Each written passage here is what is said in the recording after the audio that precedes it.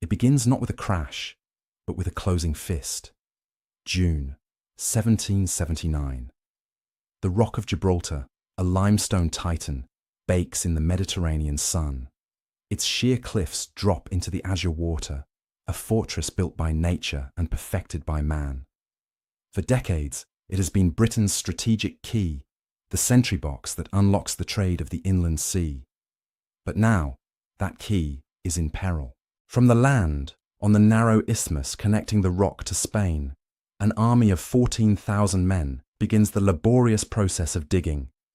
Trenches, parallels, and gun emplacements. They are sealing the landward gate. From the sea, the true scale of the challenge becomes clear. A forest of masts. The combined Bourbon fleet of France and Spain, nearly 50 ships of the line, forms a crescent of naval power that stretches from horizon to horizon. This is the fleet of Admiral Luis de Cordova y Cordova, and its mission is absolute. Nothing gets in, and nothing gets out. Inside the ramparts, the alarm is sounded. The British garrison, barely 5,382 men, stands to its posts. These are not elite guards. They are the workhorses of the British Empire. The 12th East Suffolk, the 39th East Middlesex, the 56th West Essex, and the 58th Rutlandshire regiments of foot. These redcoats are professionals, but they are profoundly outnumbered. With them stand their German allies, the Hanoverian regiments of Hardenberg, Raiden, and de la Motte, auxiliaries bound to the British crown. On the batteries, the men of the Royal Artillery and the Royal Engineers check their guns, knowing they are the Rock's first and last line of defence. At their head is a man forged for this very moment. General George Augustus Elliot, the Governor of Gibraltar. He is disciplined to the point of austerity, a vegetarian and a teetotaler, a man who believes in duty above all else. He surveys the enemy's preparations with a cold, professional eye. He knows the mathematics of the situation. He has too few men, too few supplies, and no immediate hope of relief. The civilian town at the foot of the Rock, filled with merchants, sailors, and the families of the soldiers, is already in a panic. Elliot's duty is not just to the fortress, but to them. He understands the enemy's strategy. It is simple. It is brutal. It is starvation. This conflict is not an isolated squabble. It is a world war. Britain's disastrous campaign in its American colonies, culminating in the shocking surrender at Saratoga, has torn its reputation of invincibility. France, sensing weakness, declared war in 1778, eager to strike at its old rival. Now, in 1779, Spain joins the fray. But for Spain, this is not about America. It is about Gibraltar. This siege is a matter of intense national pride, a crusade to reclaim the Rock that was captured by Britain in 1704 and has haunted the Spanish court for 75 years. The Bourbon plan is to win by attrition. The ships will block the sea, the army will block the land, and their cannons, from land and sea, will begin the slow, grinding process of reducing the fortress to rubble. The defenders are cut off. The first day of the siege passes, then the first week. The garrison waits. The world waits. This is the beginning of what will become the longest, most grueling siege in the history of the British Empire. 3 years, 7 months, and 12 days. A story of endurance, innovation, and terror set upon a 4-square-mile piece of rock that Britain, against all odds, refused to lose. The summer of 1779 bleeds into autumn, and the blockade tightens like a garrote. At first, the siege is a distant affair, a matter of mathematics and logistics. Admiral de Cordova's fleet is a permanent, menacing feature on the horizon. On land, the Spanish trenches inch closer, zigzagging across the sandy isthmus. The digging is relentless, punctuated by the sharp crack of British cannon fire as the Royal Artillery seeks to disrupt the work. The Spanish respond in kind. The air begins to fill with the sound of dueling artillery, a constant dull thunder that will become the soundtrack of life on the Rock. Stone splinters from the cliffs, and the civilian town, huddled at the base, suffers the first casualties. buildings are shattered, reduced to rubble. But the true enemy is not yet the cannonball. It is hunger. General Elliot, with grim foresight, takes immediate and drastic measures. He imposes strict rationing on all, soldier and civilian alike. There will be no special treatment. To prove his resolve, the governor famously restricts his own diet to just 4 pence a day, sharing the plight of his men. But his personal austerity cannot create food that isn't there. Gibraltar is a fortress, not a farm. It produces nothing. Every biscuit, every barrel of salt pork, every cask of powder must come from the sea. And the sea is closed. As winter approaches, the situation becomes desperate. The price of basic goods inflates to absurdity. A single loaf of bread, if one can be found, costs a soldier's weekly pay. The men, and particularly their families, begin to suffer. The first gnawing pains of starvation are followed by a more insidious killer: disease, scurvy. The scourge of the seas is just as deadly in a besieged fortress. Without fresh fruit and vegetables, the men's bodies betray them. Gums swell and blacken, teeth fall from their sockets. Old wounds, healed for years, mysteriously reopen. The men grow weak, their legs swelling, their bodies covered in painful sores. They become too feeble to stand watch, let alone drag a heavy cannon. The smell of the rock changes. It is no longer the clean scent of sea salt and sun-baked limestone. It is the sulphurous stench of gunpowder, the choking dust of pulverized stone, and the sour, pervasive odor of smallpox and scurvy. The civilian population, now living in crude tents and shelters on the safe side of the rock, away from the landward bombardment, is hit hardest. Elliot, ever the pragmatist, does what he can. He encourages the men to hunt for wild greens, for dandelions, for anything that might offer relief. His experiments have limited success. The men are dying, not with a musket in their hands, but in their hammocks. By the turn of the year, into 1780, the garrison is on the verge of collapse. The men are skeletons, ghosts in tattered red coats. They can barely muster the strength to man the guns. Elliot knows he cannot hold out. The rock is not being defeated by Spanish cannons, but by the slow, agonizing rot from within. Every day, lookouts scan the horizon, past the daunting silhouettes of the Bourbon fleet, praying for a sail. A British sail. Without relief, the siege will be over by spring. The mathematics are undeniable. But as the new year dawns, a new player is racing across the Atlantic, a man who will change the garrison's fate. Admiral Sir George Rodney is coming, and he is bringing a storm with him. In the dark, frigid waters of the Atlantic, Admiral Sir George Rodney sails for Gibraltar. He is a fighting admiral, aggressive and decisive, and he is leading a fleet not just of supply ships, but of powerful men of war. His mission is twofold: break the blockade and deliver the vital supplies, then sail on to relieve the West Indies. He is Britain's best hope. As he approaches the coast of Portugal in January 1780, his frigates spot enemy sails. It is a Spanish squadron, commanded by Admiral Juan de Langara, sent to intercept him. Langara, believing he faces only a small convoy, moves to attack. He has tragically miscalculated. Rodney gives the signal for a general chase. What follows is not a formal, stately battle of opposing lines, but a frantic and brutal pursuit that will last through the night. The British ships are faster, their hulls copper-sheathed, giving them a crucial advantage in speed.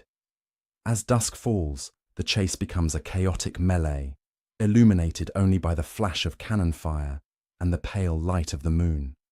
This will be remembered as the Moonlight Battle, or the Battle of Cape St. Vincent. One by one, Rodney's capital ships, heavy ships of the line, overtake the fleeing Spanish. The combat is relentless, ship to ship, broadside by thundering broadside.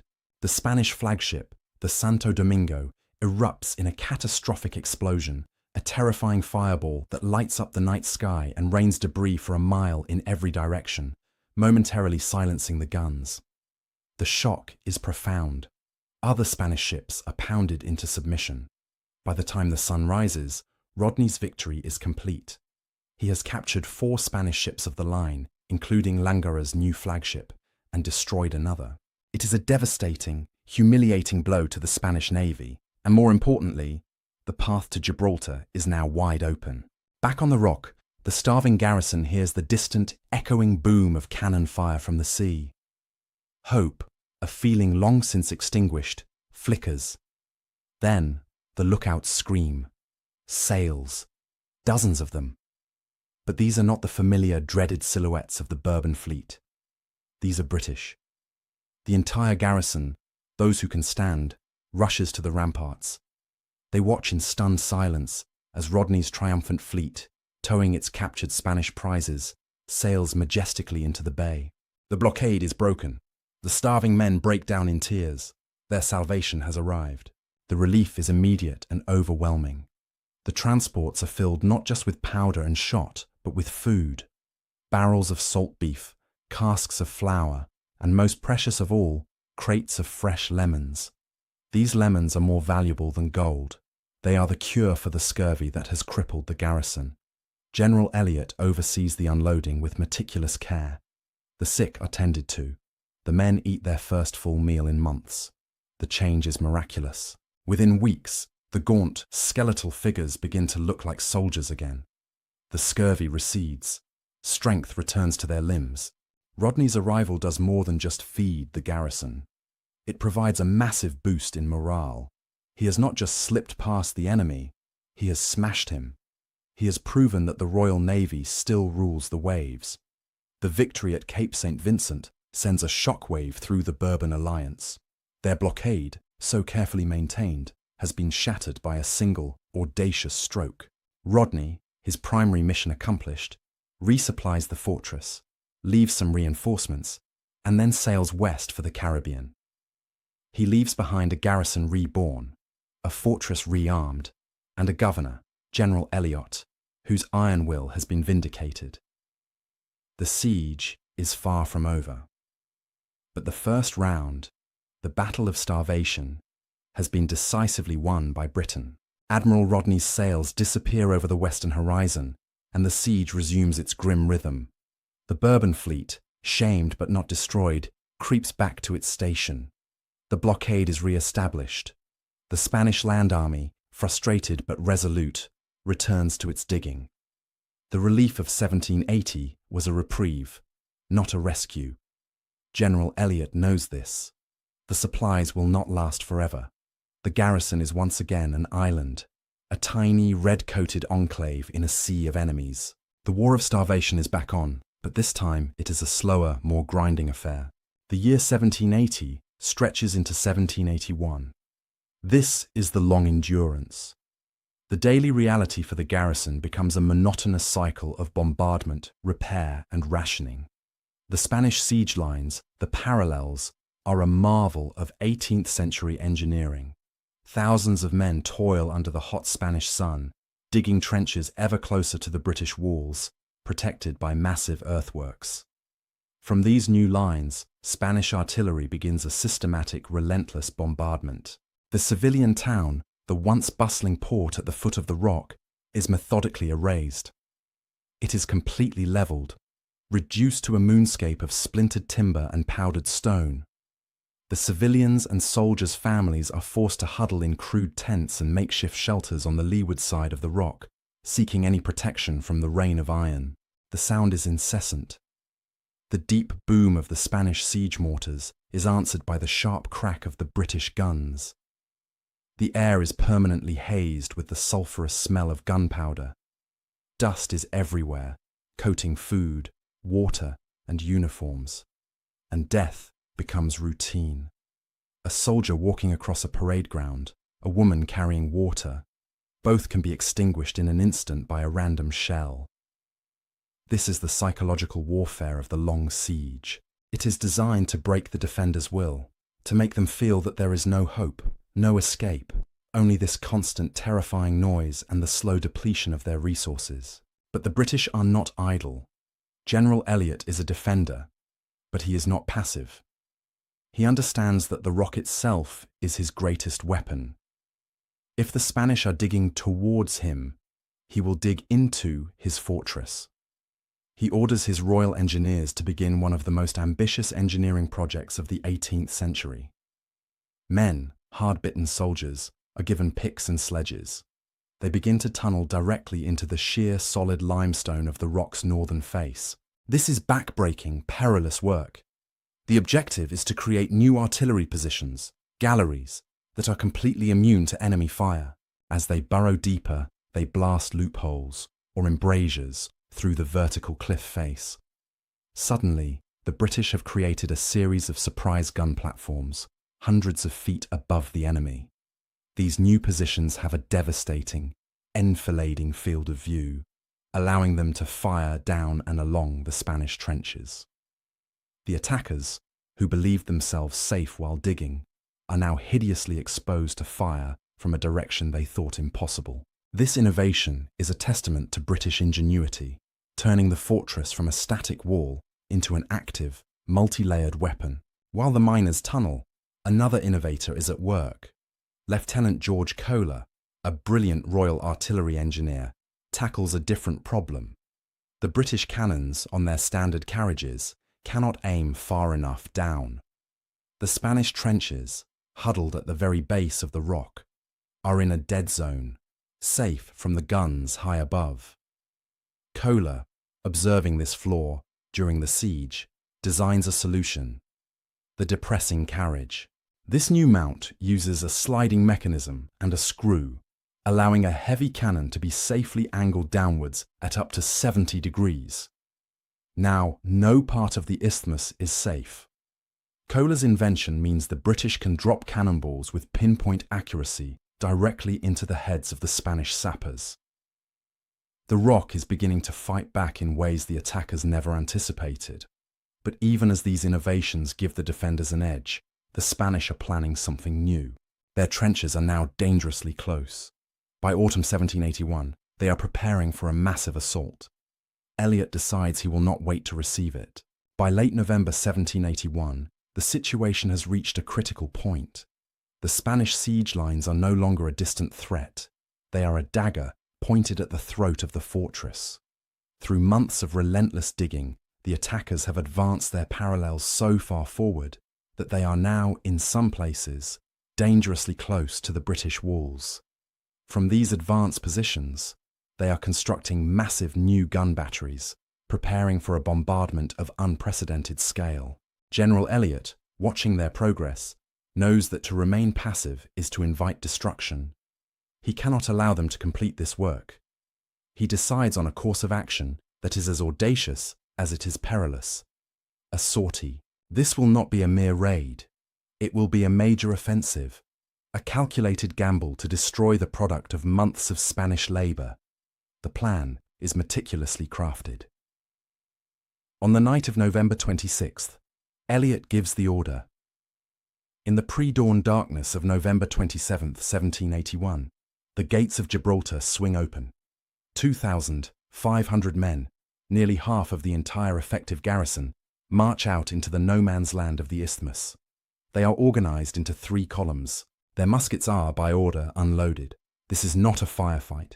This is a mission of destruction, to be carried out with the bayonet, the hatchet, and the explosive charge. The Spanish, secure in their overwhelming numbers and the supposed timidity of the starving garrison, are caught completely by surprise. The British storm into the trenches with a terrifying, disciplined fury. The Spanish sentries are overwhelmed, bayoneted before they can even raise the alarm. The Redcoats and their Hanoverian allies sweep through the siege works, a tide of vengeful ghosts. They are not here to fight the Spanish army. They are here to fight the Spanish works. The Royal Engineers and Royal Artillerymen, accompanying the infantry, get to their grim work. They carry flammable mixtures and explosives. They swarm over the new, nearly completed Spanish batteries. Teams of men use sledges and spikes to spike the heavy siege cannons, hammering soft iron spikes into the touch holes, rendering the massive guns useless. They plant charges in the powder magazines, light the fuses, and retreat. The work is fast, brutal, and ruthlessly efficient. They tear down wooden structures, set fire to fascines and gabions, and sabotage months of backbreaking engineering. The Spanish camp, now fully roused, descends into chaos. But it is too late. The British raiders are phantoms. Their work is done. Before the Spanish can organize a coherent counterattack, the signal is given. The British columns pull back, melting into the darkness as suddenly as they appeared, retreating to the safety of their walls. Behind them, the night sky ignites. A series of massive explosions rips through the advanced Spanish lines as the powder magazines detonate. The new batteries, the pride of the Spanish engineers, are reduced to a raging inferno. The garrison, watching from the ramparts, lets out a roar of triumph.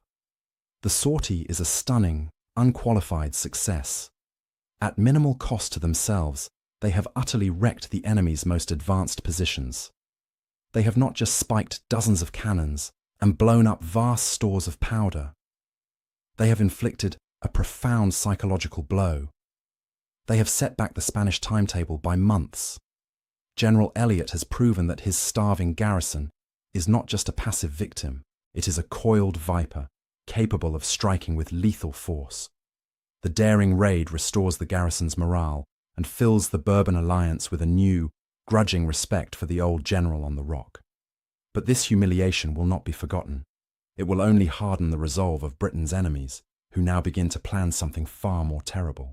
The spectacular failure of the Spanish siege works, reduced to ash and twisted iron by Elliot's sortie, sends a shockwave of humiliation through the Bourbon command.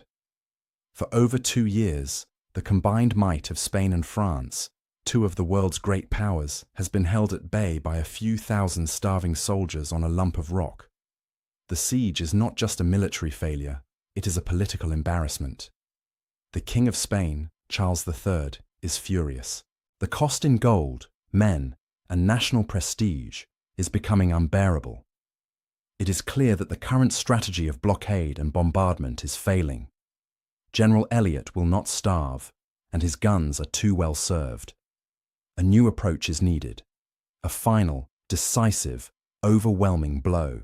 In 1782, the Allied command is reshuffled. To deliver this final blow, the Allies turn to a man with a golden reputation, a proven winner. Louis de Balbes de Béthune de Crillon, the Duc de Crillon. He is a French general, but he is given supreme command of the combined Franco-Spanish land forces. His credentials are impeccable. He has just come from a stunning victory, having successfully captured the island of Minorca from the British.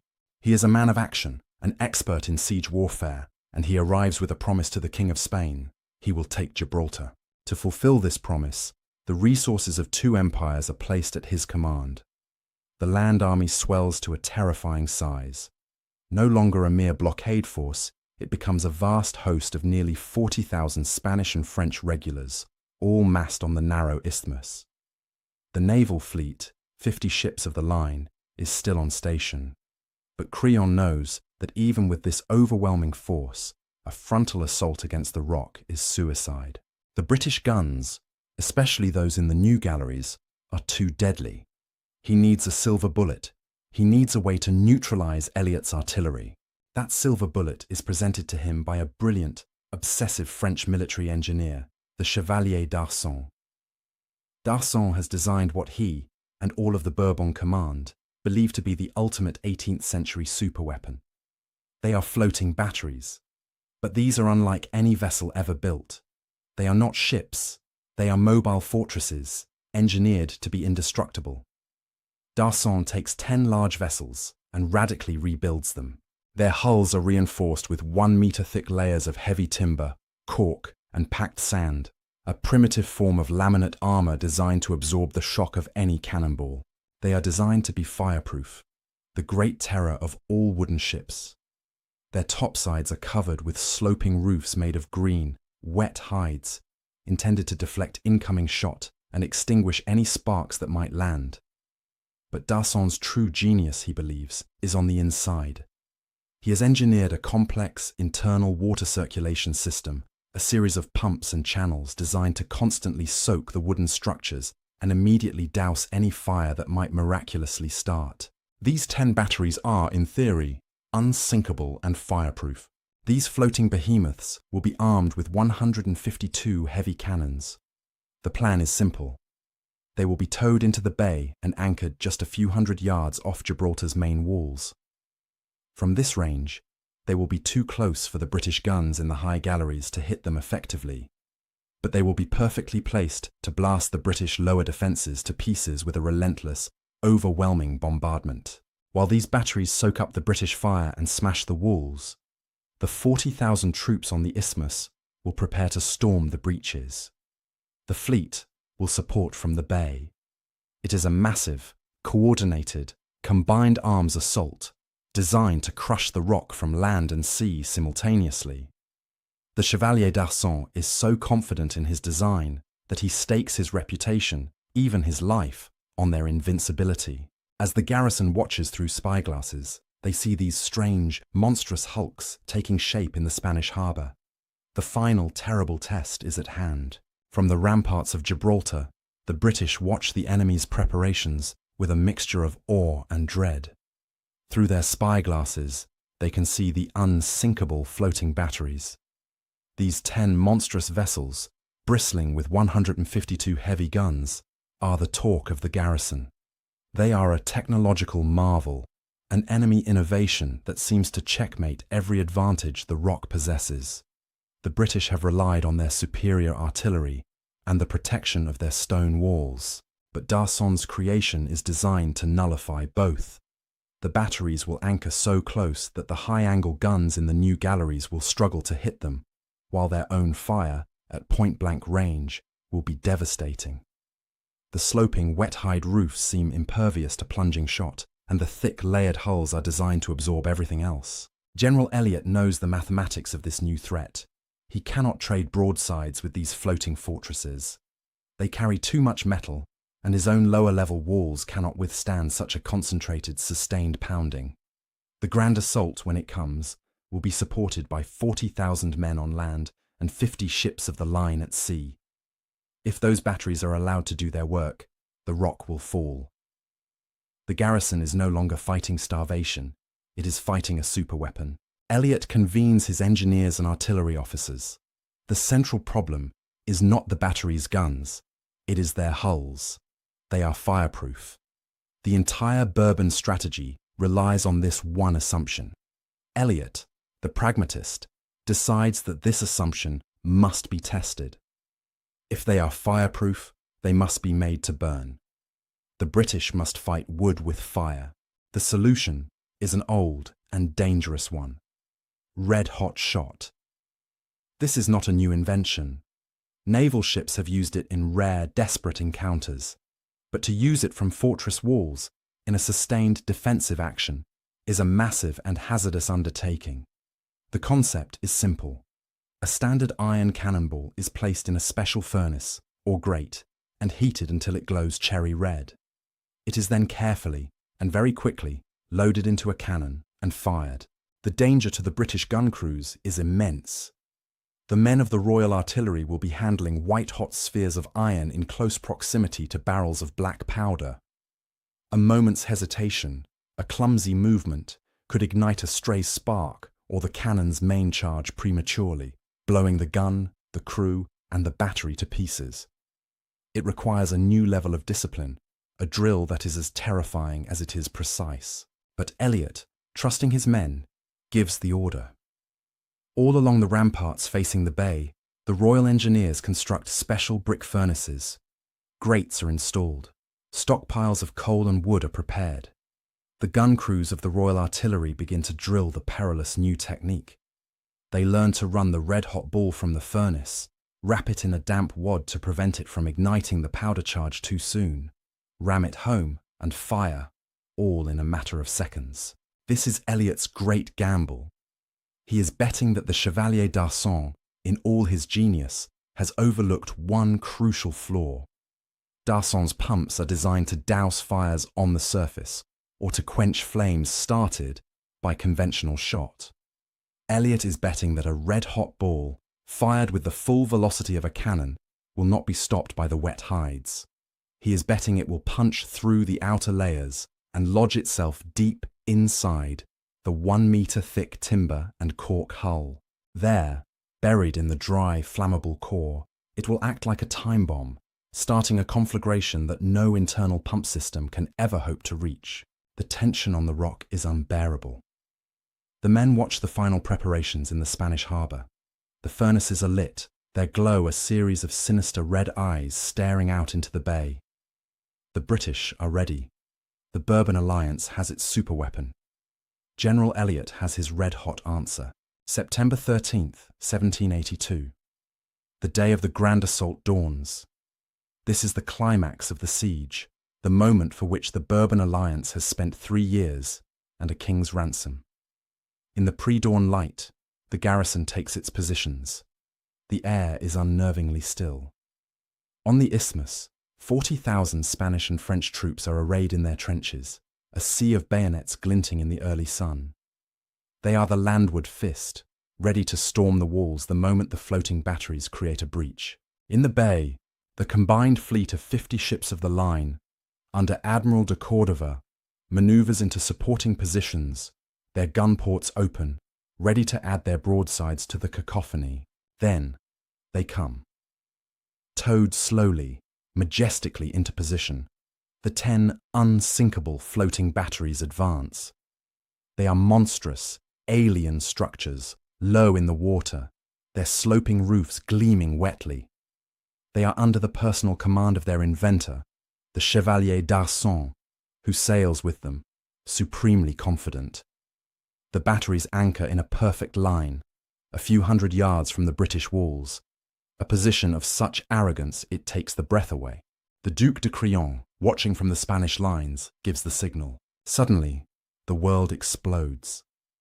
The 152 heavy cannons of the floating batteries, the guns of the 40,000 men on the isthmus, and the broadsides of the 50 ships in the bay all open fire at once. It is a scene of infernal thunder, a bombardment beyond all description. Witnesses would later say the very rock itself shook. Over 400 pieces of artillery are firing simultaneously. The sound is a physical, crushing weight, a continuous roar that drowns out all human commands. The British lower walls begin to crumble under this relentless, point-blank pounding. The floating batteries are doing exactly what d'Arçon promised. They are systematically demolishing the defences. General Elliot, calm amidst the maelstrom, watches from his command post. His own guns are firing, but the conventional shot seems to have no effect. The cannonballs either bounce off the thick, angled hulls or splash harmlessly against the wet hides. The batteries, seemingly immune, pour a merciless, unceasing fire into the British positions. For hours, the garrison can do nothing but endure this punishment.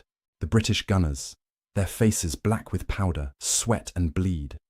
But their solid shot is useless. The assault is working.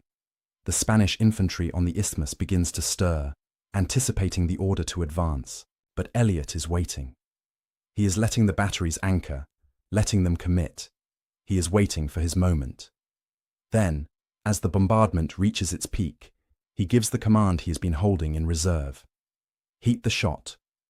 All along the ramparts, the Royal Artillery crews run to the furnaces. The brick grates are already glowing. The perilous drill begins. Men with specialized tongs pull the cherry-red cannonballs from the coals, their heat a scorching wave. They are rushed to the guns. Load!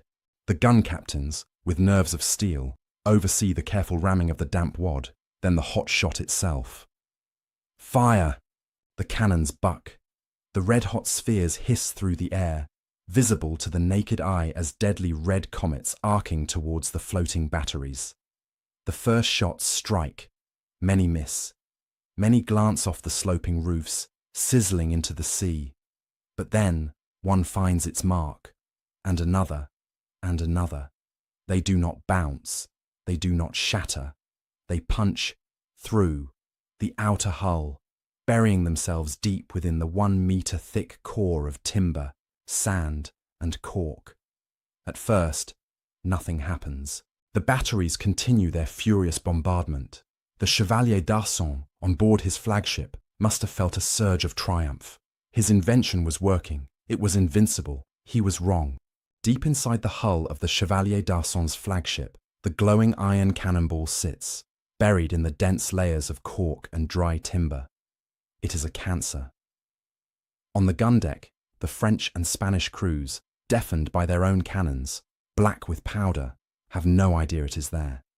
They continue their disciplined, furious fire, cheering as they see the British walls crumble.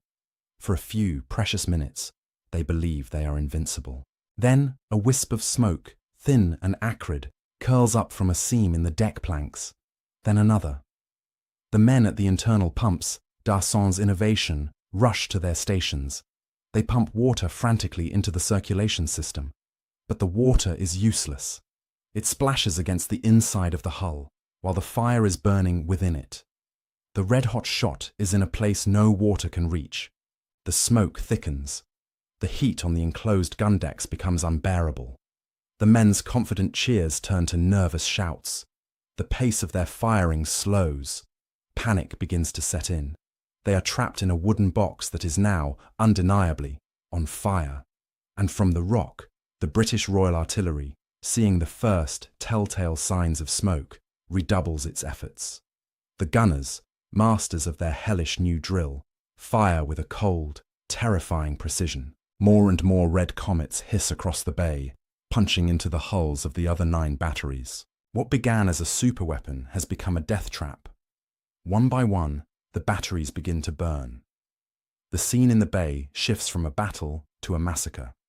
The Bourbon sailors are faced with an impossible choice: stay on board and be roasted alive, or jump into the water and face the British cannon fire and the risk of drowning. Flames burst through the gun ports, silencing the heavy cannons. Masts, their rigging burned through, crash down onto the decks, crushing the men below. The sloping wet-hide roofs, designed to stop fires from above, now serve to trap the heat and smoke, turning the batteries into pressurized ovens. As night falls on September 13th, the Bay of Gibraltar is illuminated not by the moon, but by 10 blazing pyres. The unsinkable batteries are now 10 floating infernos. The sound of the bombardment has been replaced by the roaring of the flames, the cracking of massive timbers, and the desperate, agonizing screams of thousands of trapped men. The British, their work of destruction complete, cease firing the hot shot. General Elliot, a hard man but not a cruel one, orders his gunners to switch to cold shot, to fire near the burning hulks to speed their sinking and end the suffering of the men. British sailors in small gunboats even row out, at great risk to themselves, to pull their drowning enemies from the water. But the night's horror is not over. As the fires rage, they inevitably reach the powder magazines. One by one, the batteries detonate.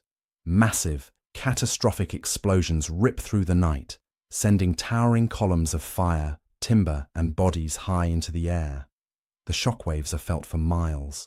By the early hours of September 14th, the show is over. The invincible armada, the weapon that was to be the death of Gibraltar, is gone. The bay is a floating graveyard of charred, smoking debris and dying men. The grand assault has failed. It is the most catastrophic, decisive, and humiliating failure of the entire war for the Bourbon alliance. The Chevalier d'Arson has been rescued, a broken man, forced to watch his life's work become his life's shame. And the Duc de Crillon, on the shore, can only watch as his 40,000 men stand down, their path to the rock now and forever blocked. The sun rises on September 14th, 1782, to a scene of absolute devastation. The Bay of Gibraltar, which just one day before had held the pride of Bourbon engineering, is now a desolate morgue. The charred, blackened hulks of the 10 floating batteries litter the water, some sunk, some still smoking, all of them monuments to a catastrophic failure. The Spanish and French forces are in a state of collective shock.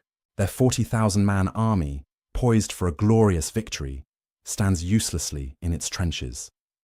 Their general, the Duc de Crillon, has seen his reputation for invincibility, earned at Minorca, shattered in a single night of fire and thunder.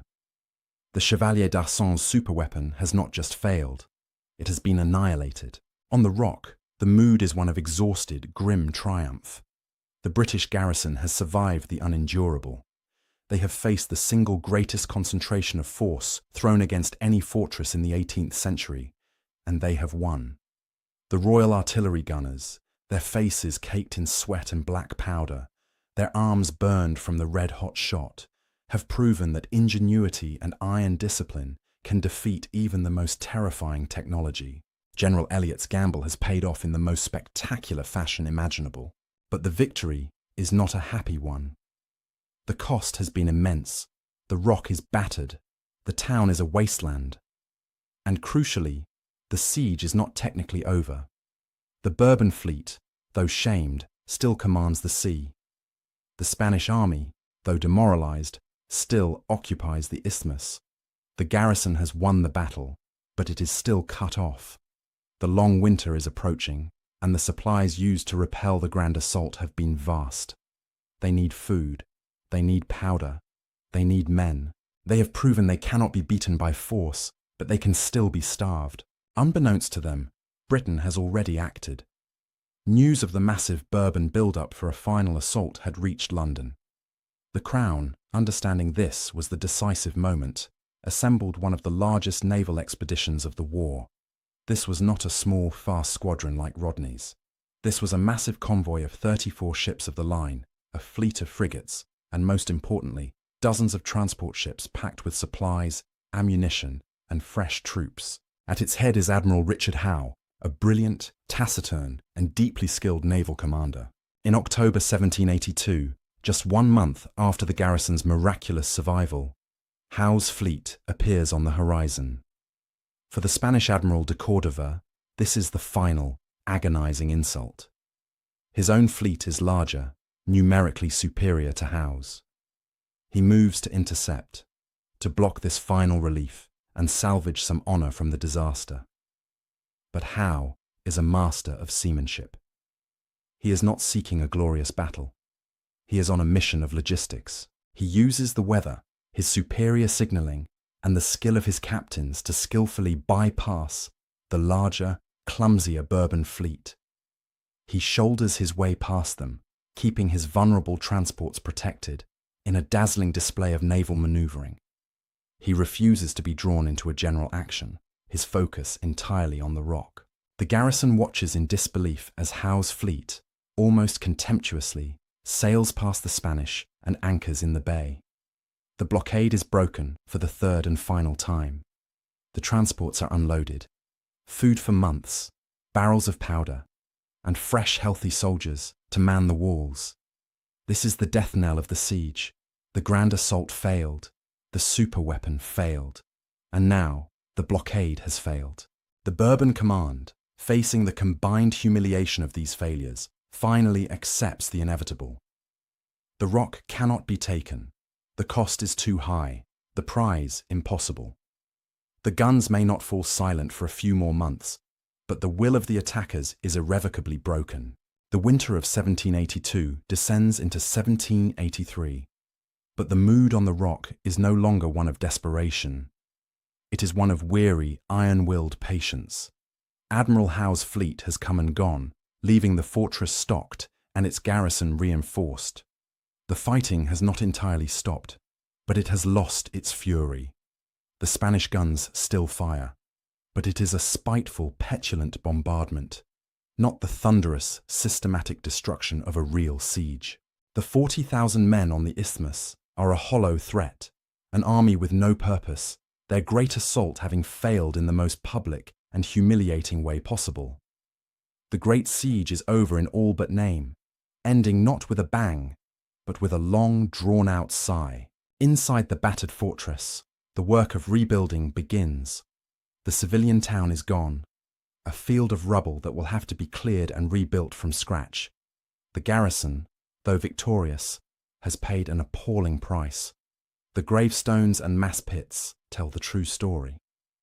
Far more men died from the slow, agonizing grip of scurvy, smallpox, and starvation than were ever killed by enemy cannonballs. They have endured the unendurable.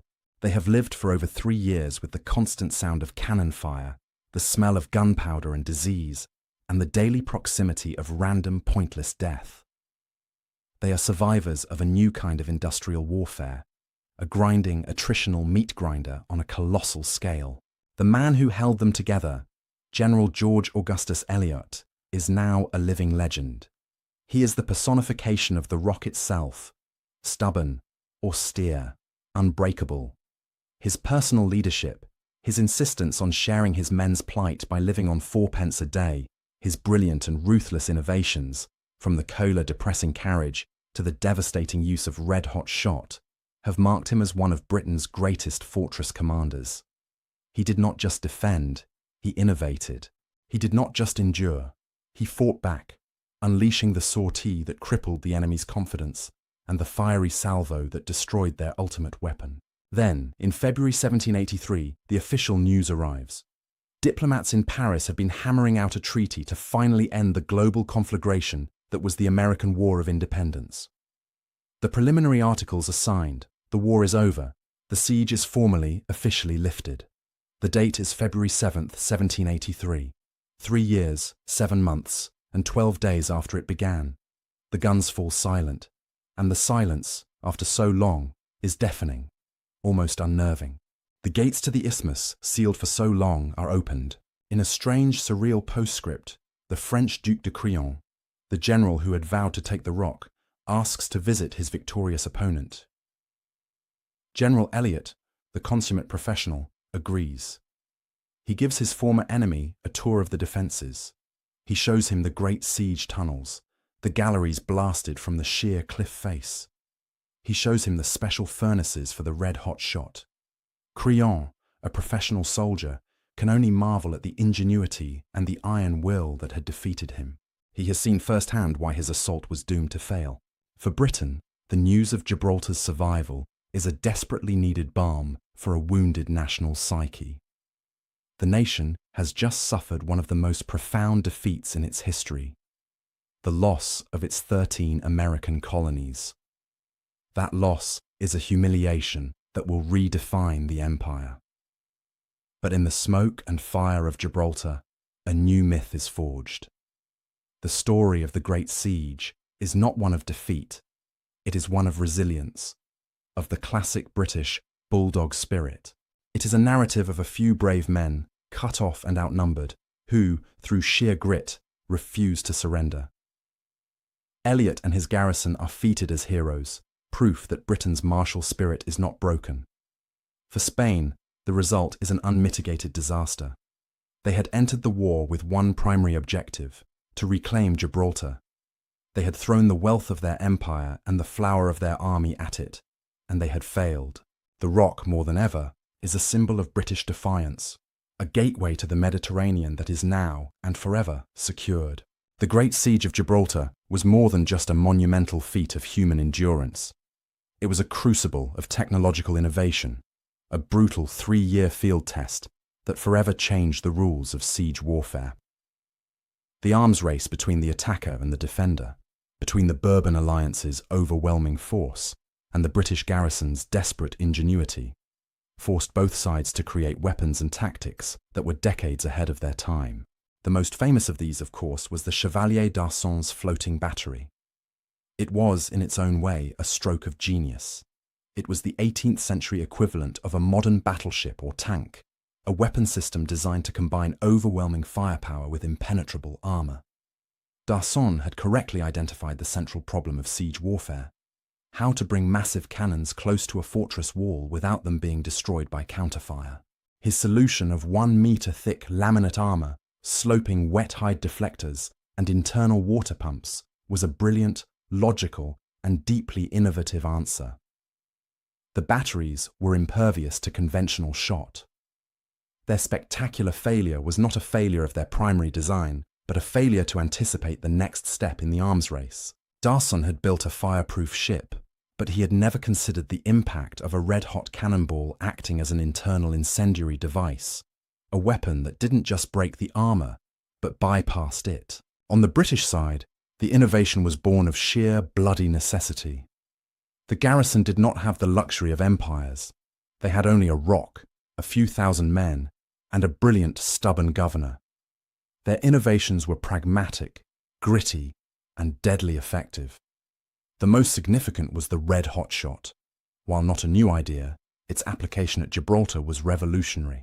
General Elliot and his Royal Artillery officers turned a dangerous, niche naval tactic into a systematic, disciplined, and war-winning fortress defense.